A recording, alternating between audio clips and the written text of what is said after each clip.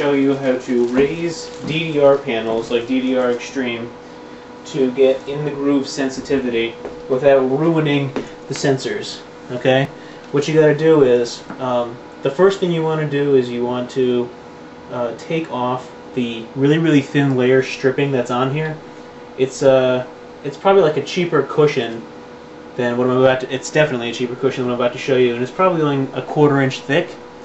So what you want to do is you want to scrape that off with a wood chisel, something like this. And then what you want to do, after you get that, is you want to make sure that you use acetone or fingernail polish remover, something like that, so that way you can get all of the excess stickiness off. Because if you try to if you try to do what I'm about to show you, it's not going to stick as well, so you want to make sure you have a clean surface to work with. So I've already done all that there, and the next step is what you want to do is you want to go to Lowe's or Walmart or some kind of hardware store. Sears doesn't sell it though, so you don't want to go there. But what you want to do is you want to get this. It's a rubber foam weather seal. It's made for garage doors, but it works perfect with the DDR pad. And the measurements you want to get are 1 1/4 inch wide by 7/16 thick, and the 10 feet long one. And it works. And make sure you get the white one too, because if you get the black one, it loses its elasticity really quickly, so you won't be able to. You have to constantly keep replacing it, and that's a pain in the ass. You don't want to do that. Just to do this to do both pads probably takes about 2 hours, but I'm only going to show you one panel, and it shouldn't take more than like 5 minutes or something like that. But anyway, so what you want to do is after you purchased it, it looks like this. Comes in a spindle. Alright, and zoom up on it. Alright, looks like that. And what you want to do is you want to take the tape off. Okay. Probably cut a piece of it just to get this blue little strip off, because it's not going to work out so well when you go to use the first piece if that's on there. So that just cuts right off. Okay, let's set that aside for now. Okay, and then what you want to do is like roughly estimate the length, like roll out a decent sized piece, stretch it out, measure it roughly just with your eyes. It doesn't have to be the exact length of the bracket, so a little bit shorter is perfectly fine. In fact, you don't want it to be over the bracket, because it's one side it's sticky, the other side is cushion. That's why this works so perfectly, because if you get something hard and you put it on these brackets and you stomp down, it's going to destroy the sensors, and it's also going to recess the sensor holders, and they're not cheap, so you don't want to do that.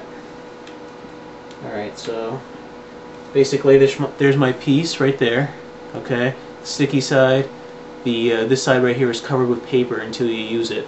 So what you want to do is you want to just place it, but make sure you don't put it over this edge right here, or on this one. You can probably see it better. You don't want to go on the inside here. Okay, where you can probably stick a screwdriver. You don't want to go. Make sure it doesn't overlap on that, because you don't want it to stick to the side wall, because then these brackets won't move freely. Alright, so what you want to do is just place it on here. Okay, just like that. Give it a little rub. Make sure it's stuck on there. Okay. Do the same thing for the next 3 pieces. Okay, and I actually already have a pre-cut. I saved a piece right here, so that way I wouldn't have to constantly keep measuring. And that's about the same size. Actually, it's a little bit longer, and I don't like that, so I'm going to cut off a little extra piece, because a little bit shorter is actually better. Like I said, you don't want it to be too long and have it overlap. That would be bad.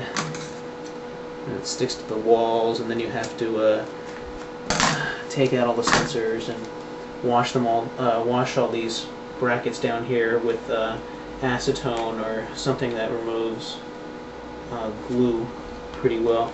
I found that acetone's pretty good. Okay,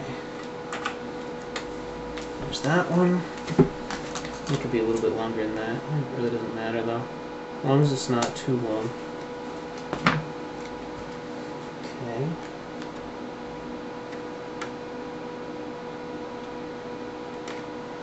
There's that one. And the last one.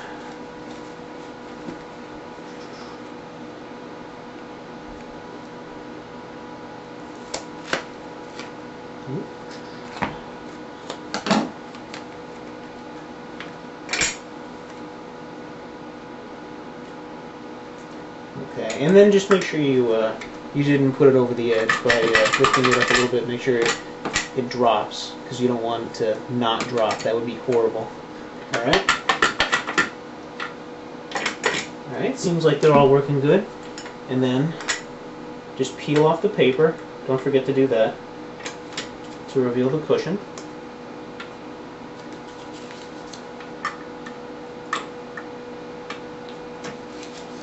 Okay. And if you want, it really doesn't matter. They overlap a little bit. You might be able to see it, maybe not. Let me see if I can zoom in a little bit more. Okay. Okay. Alright. They overlap a very, very little bit right here. You can choose to like cut that off so that way it perfectly is aligned with the bracket, or you can leave it go. It doesn't really hurt anything. I just like let it go because it doesn't do anything to it. So why waste my time? Alright. And after that, replace your panel. I think it was going on the inside. Doesn't really matter. I prefer mine the odd way instead of having it point in the correct directions.